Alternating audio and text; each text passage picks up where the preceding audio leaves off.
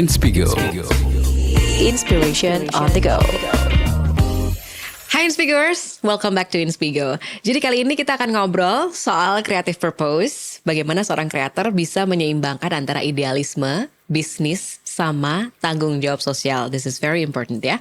Nah, kita akan ngobrol bareng sama Mbak Citra Subiakto, sosok di balik Sejauh Mata Memandang as the founder dan juga creative directornya. Dari berbagai karya mode, fashion, dan juga budaya yang lahir dari cintanya terhadap alam dan manusia, kita akan lihat ya, Inspigers, bahwa ternyata kreativitas yang sejati itu bukan cuma tentang ide besarnya gitu ya, tapi juga tentang niatnya. Dua adalah kolaborasinya, dan yang ketiga adalah ngomongin soal aspek sustainability atau keberlanjutan. Bareng sama aku Natali Indri, yuk kita cari tahu gimana sih semangat kreatif itu bisa loh jadi bekal yang penting banget di dunia kerja apapun. Tapi mungkin Mbak Citra boleh kali ya ceritain sama kita di awal, karena kita pengen belajar juga dari awalnya memulai perjalanan karir. Jadi denger-dengar as a stylist dulu, bener gak sih? Iya. Gitu ya, sampai punya brand sendiri di tahun 2014 startnya Sejauh Mata Memandang. Apa sih titik balik yang akhirnya bikin Mbak Citra gitu ya pengen berkarya, berkontribusinya lebih besar gitu kan, buat orang banyak yang lebih banyak lagi dengan value yang dimiliki oleh Sejauh Mata Memandang. Oke, titik balik ya. Kayaknya udah kebolak-balik deh. Bolak-balik udah salto kayaknya ya. Udah macam-macam banget.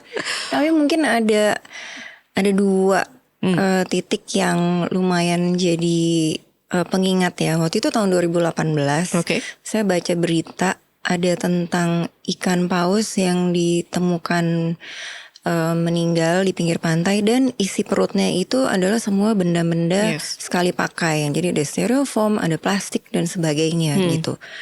Itu buat saya benar-benar kayak ditampar gitu. Karena ternyata saya tuh bagian dari masalah ya gitu. Dan terus kan saya tuh kalau ngeliat-ngeliat kayak gitu selalu juga baca komen-komen dong gitu. Dan yang di komen-komen juga seperti aku juga gitu. Jadi semuanya kayak tidak mengerti bahwa ini tuh bisa mencelakai satwa lain, makhluk hidup lain yang sama-sama tinggal di bumi ini gitu.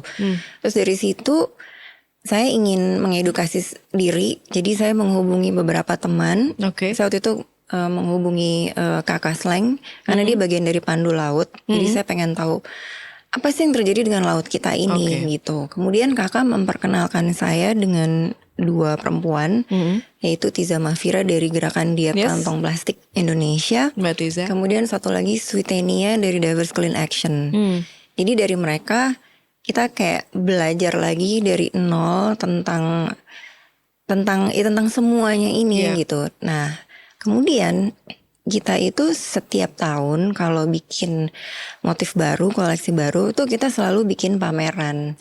Karena saya nggak pinter ngomong Inspigoers, jadi kita bikin pameran supaya orang datang bisa merespon, bisa baca, bisa bisa menelaah dan mempelajarinya dengan cara masing-masing gitu kan, tanpa harus dijelaskan. Jadi aku bilang ke tim, oke, tahun 2019 kita harus bikin pameran mengenai laut kita ini. Jadi kita bikin motif laut, kemudian pamerannya namanya Laut Kita. Dan waktu itu saya dibantu oleh Felix Cahyadi. Saya minta dia untuk merancang sebuah pameran yang orang kalau datang emang benar-benar kayak shock gitu, ditampar gitu. Emang jadi, rasanya pengen kayak gitu ya. Betul. Jadi di situ bahkan ada ruangan yang kita sebutnya itu ruangan laut di tahun 2050. Jadi di situ kita pinjam dari Diverse Clean Action, dari Tenia, plastik-plastik sampah yang dia temuin di Pulau Seribu. Kemudian kita panjang beserta dengan foto-foto satwa yang terbunuh dengan terlilit lah, segala macam plastik, styrofoam dan sebagainya gitu.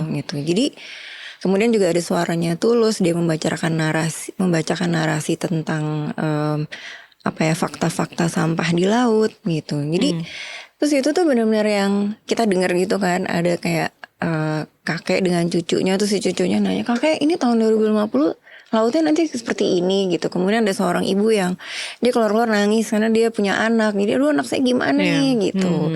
Nah, terus jadi di pameran ini kita benar-benar kasih fakta yang mengagetkan tentang bahwa benda-benda ini tuh tidak bisa hancur.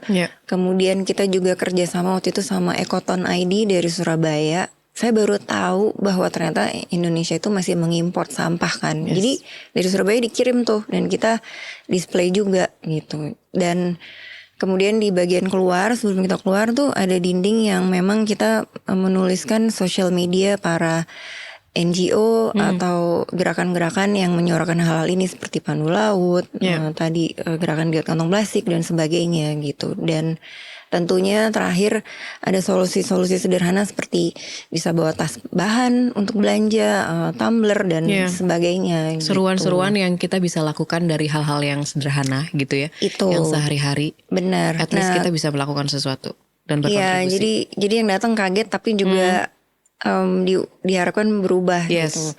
Nah sebenarnya kalau itu titik balik yang pertama gitu. Ada satu lagi banyak kan kebaliknya. Tapi yang kedua tuh juga mungkin di tahun lalu 2024 itu kan kita 10 tahun. Terus di selama 10 tahun ini kita itu bertemu dengan banyak sekali individu, gerakan, organisasi yang memang ada di hulu sampai ke hilir dan dan memberikan saya pelajaran banyak sekali gitu.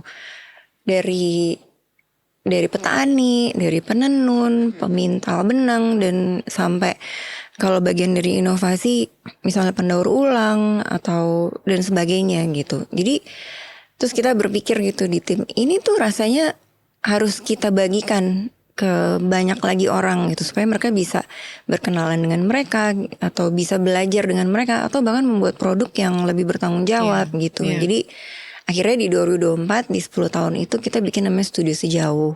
Studio Sejauh itu kita transparansi dengan siapa aja mitra kita bekerja supaya semuanya bisa mengakses langsung ke mereka dan semuanya bisa udah nggak ada alasan lagi bilang aku nggak tahu kalau mau bikin produk yang lebih bertanggung jawab kemana atau dengan siapa.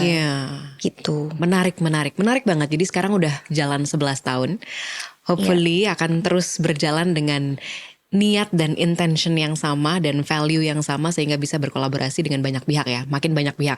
Nah kalau kita lihat di banyak media tuh Mbak Citra sering banget ngomong gini Inspigers. Jadi setiap karya itu harus dibuat dengan niat atau intention. Boleh dijelasin gak Mbak buat kita semua nih, karena kadang-kadang kita suka kerja tapi nggak ada niat atau intention yang tulus yang akhirnya kemudian kita bilang bekerja itu hanya bekerja gitu. Tapi kan kalau kita lihat Mbak Citra dengan semua value-value SMM yang ada tuh kayaknya selalu ada niat dan value itu yang terus mengiringi. Gimana tuh?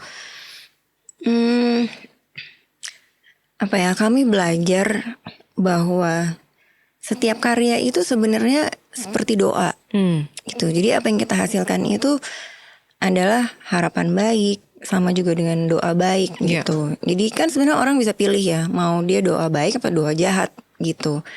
Kalau doa baik udah pasti karya yang dibikin tuh diusahakan juga tidak menyakiti pembuatnya. Pembuatnya juga bisa mendapatkan hasil yang baik dari dia membuat karya ini. Kemudian pemakainya atau penggunanya juga bisa memakai dengan baik, dengan masa yang panjang, tidak melukai dia waktu dipakai gitu. Sementara kalau doanya tidak baik kan doanya jahat, yang bikin aja udah mungkin keracunan gitu kan dengan apapun kimia yang dipakai misalnya ya. Atau mungkin yang pakai juga dia akan jadi sakit karena pakai itu. Mungkin sakitnya tidak langsung, mungkin sakitnya mungkin 10 tahun lagi dampaknya gitu dan sebagainya. Jadi sederhana sih intinya, bayangkan bahwa sebuah karya itu adalah sebuah doa. Bayangin sebuah karya itu adalah sebuah doa. Barangkali mungkin kamu yang dengerin kayak sekarang mungkin langsung dikaitin sama kerjaan yang kamu lakukan gitu ya. Itu juga adalah doa yang kamu lakukan setiap hari. Jadi mestinya diawali dengan sesuatu yang positif gitu kali ya. Inspigo, inspiration on the go.